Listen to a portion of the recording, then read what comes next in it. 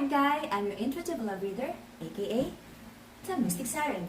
If you're manifesting love and abundance, I got something very special for you. I have your all-authentic and high-quality crystals blessed and ritualized by the Enlightened Guide. Black tourmaline for grounding and protection. Brazilian citrine for attraction of money and abundance. Madagascar rose quartz for attraction of love and harmonious relationship. And of course, our lucky red string bracelet with jade charm to attract love and money. PM me kung paano ka magkaroon ng high quality, blessed and ritualized na crystals na to. Yo! This is a Leo reading for the month of June. For your personal reading, kindly send me a direct message. Kamusta mga Leo? Kamusta? Life pa rin ba ng party ang mga Leo? Tingnan natin kung anong meron sa love life ng mga Leo. Alright, last two shuffles. Last two shuffles for your personal reading. Kindly send me a direct message. Last one. Alright, here we go. Leo reading for the month of June. Spying, trying to gather information. You want to offer love to a person na gustong-gusto mo. Okay? But right now, you're just, I feel, no, there is no communication. And dito, etong block or maraming misunderstanding na nangyari sa inyong dalawa is nagdadala ng overthinking. But gusto mong mag-offer ng love sa person mo. Okay? Walang nagbabago na nagdala. Kumbaga, mayroong mga bagay na dapat sanang ayusin sa connection na to. And nagdadala ng sadness, yung mga bagay, kumbaga yung mga toxic habits and cycles na paulit-ulit nangyayari sa connection, hindi nawawala. Okay? So, nagdadala ng feeling of instability and insecurity para sa inyong dalawa. Okay?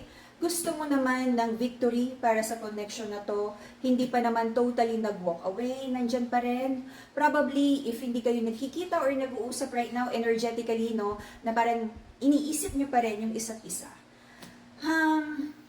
Maraming dishonesty na nangyari sa connection na to, mga hindi magandang balita na nagdala ng overthinking, and hindi magandang energy para sa connection. But then, gusto pa rin ng mga Leo na i-rekindle tong connection na to.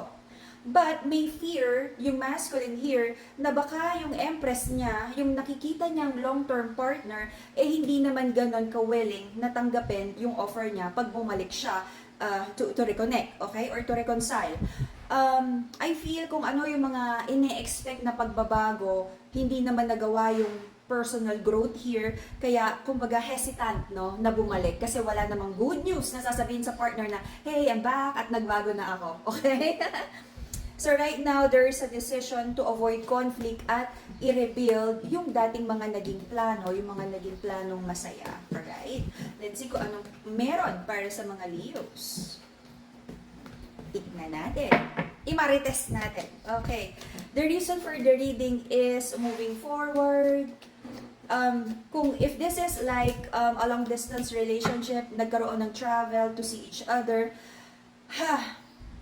and I feel dun sa for some of you may mga na-involve na third energy sa connection na to, kaya nagkaroon ng moving forward na parang sige, wala namang mangyayari since yung isang person dito, yung masculine is hindi pa, parang na-involve pa siya sa ibang energy. Okay? Tinatry naman ng masculine to move forward, pero parang nagiging challenging para sa kanya na iwanan kung ano yung connections na nagkaroon in the past. And because of that, nagkaroon ng like,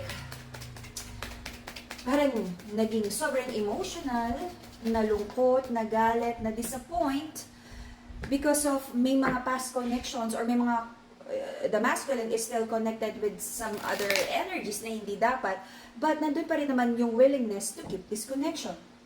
So, mayroong prayers and manifestations here na sana is magkaroon ng honest communication na magdadala ng stability at linaw para sa connection na to. Okay? Right now, Leo, you're willing to build. You're willing to build. Let's see, ano to? You're willing to build on kung ano man yung mga nasira sa connection na to, business or love, willing ka nang ayusin. You feel na mas ready ka ngayon, marami nang natutunan. Okay? This is the Leo card. Nagpo-focus ka rin on your finances, building your business. Okay? Any more clarification? Wala na. Okay. Yung partner mo, Yung person mo, Leo, ready naman siya na ibigay. Ready siyang ibigay kung ano yung pagmamahal, buong-buong pagmamahal na kaya niyang ibigay. Hindi pa rin nakaka-move forward yung person mo, but your person is trying to avoid conflict here. Okay? Nagpapakiramdaman, but focusing on healing and self-love.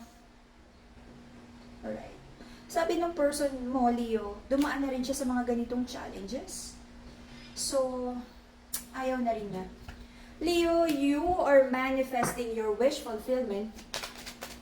Ano ba yung mga pinagdarasal at wino-workout mo right now in terms of career and love? This is also an Aquarian energy.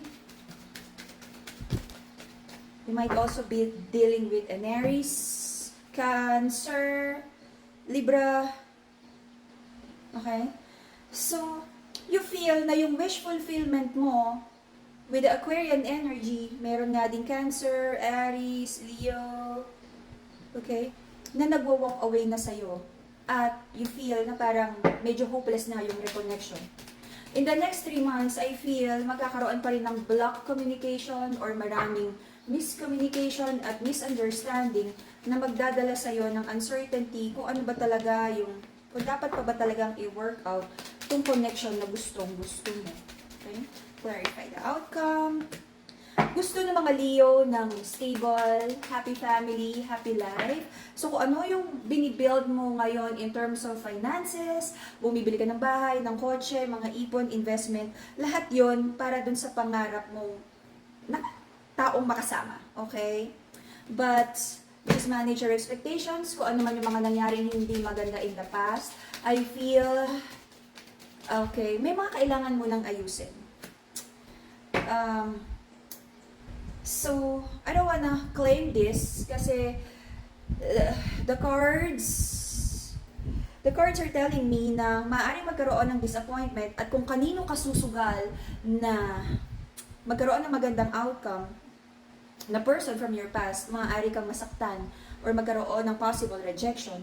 So, since this is like a guidance, I just feel na meron kang kailangang baguhin muna sa energy mo at makita at maramdaman ng person that you're trying to pursue na iba na yung energy right now. Na kung sakali mabigyan ka ng another chance, hindi na mauulit yung mga painful situation na nangyari in the past. Okay? And Leo, we have here the rose quartz to attract a harmonious relationship and to balance your heart chakra. If you're manifesting abundance, we have citrine, and protection from evil eye and to ground your emotions, we have the black tourmaline.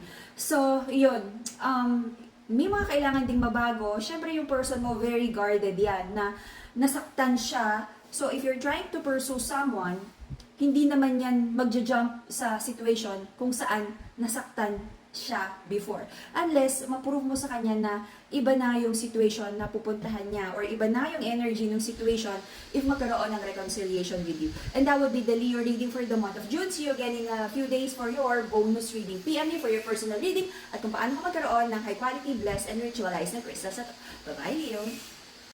Good news sa lahat ng nag-aabang sa ating bagong line of crystals. Ang isa sa ating pinagkakatiwalaan na healer at magaling mag-love spell na si Everlasting Alpha at kilala natin bilang Ate Joy ay naglabas na rin ng kanyang crystals. Huwag na nating patagalin. Umpisa na! Para sa lahat ng may problema sa reproductive health, para sa'yo ang Healing and Fertility Bracelet na to. Kung ikaw ay may hinihiling na blessing na pinansyal, para sa'yo ang Abundance and Protection Bracelet na to.